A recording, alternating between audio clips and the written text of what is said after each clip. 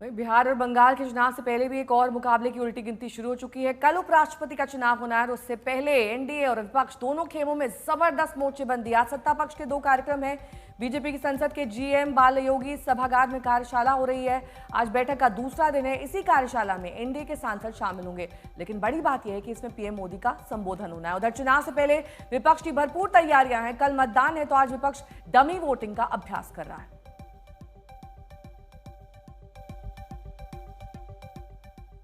तो निगाहें बीजेपी की कार्यशाला पर होंगी, जिसमें खबर है कि आज एनडीए के सांसद भी शामिल होंगे। कल प्रधानमंत्री मोदी ने इस बैठक में बीजेपी सांसदों को कुछ संदेश दिए। आज एक बार फिर प्रधानमंत्री संबोधित करेंगे।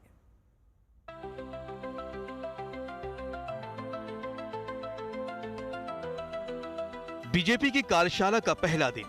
पीएम मोदी इस कार्यशाला में शरीक हुए। अपने लिए उन्होंने जगह चुनी सबसे आखिरी पंक्ति में। संगठन कैसे चलाना चाहिए, नेतृत्व को कैसे व्यवहार करना चाहिए, इस एक तस्वीर में एक पूरा संदेश छिपा था। और जब संबोधन की बारी आई तब भी संदेश विशेष था।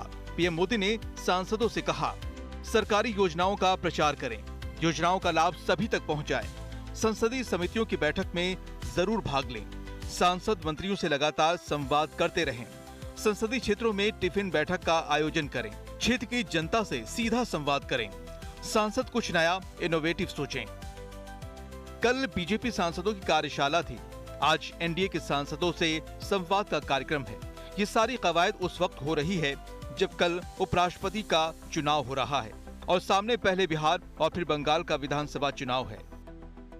और एनडीए के साथी भी सब ज्वाइन करेंगे। आज तो भारतीय जनता पार्टी का सारा एमपीज का सुबह से रात तक हमारा कार्यशाला चली है और माननीय प्रधानमंत्री जी भी शुरू से अंत तक रहा है, क्योंकि हमारा बीजेपी का ये संस्कृति है कि हमारा नेता हो या आम कार्यकर्ता सब एक ही है और आगे पीछे बैठना ऐसा हमारे यहाँ कोई एक सिस्टम बना के रखा नहीं है। और इसमें औपचारिक तौर पर कार्यक्रम तो चलता है, लेकिन बैठने का औपचारिक नहीं होता है। सब जहाँ चाहे वहाँ बैठते हैं। प्रधानमंत्री जी भी आखिरी सीट में ही बैठते हैं जाके। उपराष्ट्रपति के चुनाव में एनडीए के लिए जीत का रास्ता साफ दिख रहा। नंबर गेम के मुकाबले में विपक्ष बहुत पीछे खड़ा है। लोकसभा में 293, राज्यसभा में 132। एनडीए को जीत के लिए 392 सांसदों का समर्थन चाहिए और उसके पास लोकसभा और राज्यसभा मिलाकर 425 सांसदों का अच्छा खासा नंबर है, यानी जीत के आंकड़े से 33 ज्यादा। विपक्ष के पास लोकसभा में 234 और राज्यसभा में 77, यानी दोनों को मिलाकर सांसदों का आंकड़ा 311 तक ही पहुंचता है, यानी मंजिल बहुत दूर नजर आ रही है। तो आंकड़ों की बिसात पर नतीजे तकरीबन तय होने के बावजूद दोनों खेमा मुकाबले में पूरी ताकत से जोर आजमाइश कर रहा है, क्योंकि कुछ चुनाव में सिर्फ जीत हार मायने नहीं रखते, चुनाव के पीछे का संदेश भी बेहद मायने रखता है। मौसमी सिंह के साथ हिमांशु मिश्रा, दिल्ली, आज तक। हिमांशु मिश्रा मेरे सहयोगी जुड़ गए हैं तमाम जानकारी के साथ। हिमांशु, ये पूरी तरीके से एक तरफा मामला लग रहा है या आखिरी समय में कुछ पेच फंस सकता है? हाँ, देखिए, बिल्कुल अभी तक जिस तरीके के आंकड़े हैं एनडीए के पास, वो एक तरफे मुकाबले की तरफ दिखाई दे रहा है। क्योंकि एनडीए के पास जो है वो बहुमत से लगभग 50 वोट ज्यादा है। कुछ ऐसे वोटों पर भी जो है भारतीय जनता पार्टी की नजर है जो ये कहें कि ना इंडिया ब्लॉक में है ना एनडीए के अंदर है, उनको भी साधने की कोशिश जो है वो की जा रही है। अगर वो वोट साधे ना भी जाएं तो भारतीय जनता पार्टी की ये कोशिश रहेगी कि उनको एब्सटेन कराया जाए। बीआरएस की तरफ से ये फैसला लिया जा रहा है कि उनको एब्सटेन कराया जाए। बीजेडी के से जो है भारतीय जनता पार्टी लगातार संपर्क करने की कोशिश कर रही है कि वो एनडीए के जो उम्मीदवार हैं सीपी राधाकृष्णन उपराष्ट्रपति पद के, उनके पक्ष में ये वोट करे।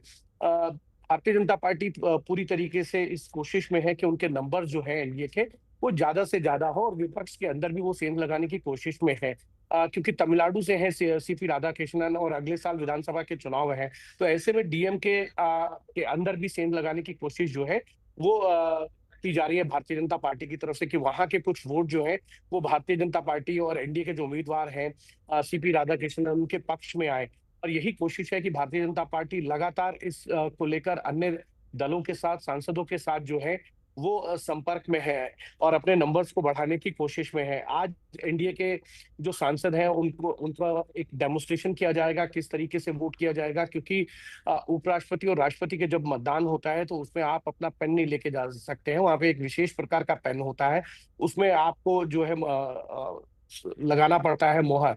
ये तमाम इश्यूज को समझाने के लिए एक डेमोन्स्ट्रेशन है। कई बार ऐसा होता है कि कई गलतियां होती हैं और कई वोट जो है वो अवैध होते हैं, तो उस प्रक्रिया के अंदर ज्यादा से ज्यादा वोट जो है वो सही हो। और नए सांसद हैं उनको एक बार बताना पड़ेगा कि किस तरीके से राष्ट्रपति और उपराष्ट्रपति में जो है वो मतदान किया जाता है। और इसको लेकर जो है पूरी एक कार्यशाला 2 दिन की थी। आज एनडीए के सभी सांसदों को जो है वो डेमोन्स्ट्रेशन दिया जाएगा। उसके बाद एक हाई टी है और वहां से प्रधानमंत्री नरेंद्र मोदी की संबोधन करने का संबोधित भी प्रधानमंत्री नरेंद्र मोदी जो है वो कर सकते हैं एनडीए के सांसदों को। कल उन्होंने भारतीय जनता पार्टी के जो सांसद है उनको संबोधित किया था। बहुत बहुत शुक्रिया हिमांशु।